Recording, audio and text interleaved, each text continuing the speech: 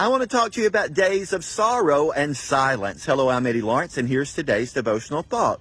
Mark 15:46, you can check it out there. They took Jesus' body off the cross, wrapped it in a fine linen, and laid him in a tomb.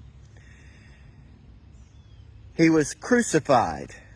He was buried in a tomb, and on the third day, God raised him from the dead.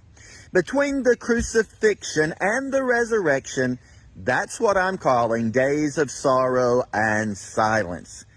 And we can go through seasons in our life like that, where something that's very sorrowful happens, painful happens, and we don't know resurrection's coming.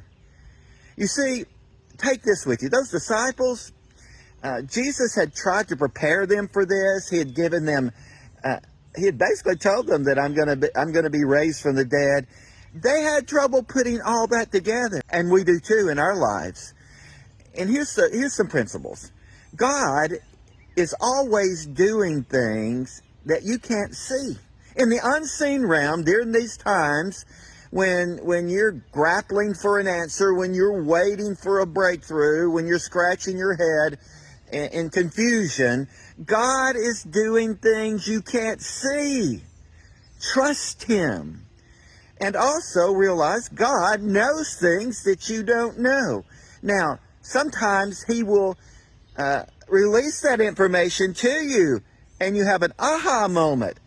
But in the days of sorrow and silence, when your heart's broken and you're searching for answers, you have to trust the fact God knows some things that you don't know. He's doing some things that you can't see. And I want to encourage you with this also. He is for you, believer, not against you. Just like when Jesus died on the cross and those disciples were confused and they were scattered and separated and thought it's over now. They didn't realize that just because Friday had happened, they didn't realize what was going to come on Sunday morning. Amen. And I love that message that many of us have heard in one form or another. It's Friday, but Sunday's coming. Well, that's true. I love the way the psalmist says this in Psalm verse 30. He said, "Weeping may endure for a night, but joy comes in the morning." Just knowing that God's doing things you can't see and trusting that, and knowing that God knows some things that you don't know, don't yet know, and might not know till you get to heaven, and may never know. Amen. Trust Him because He loves you.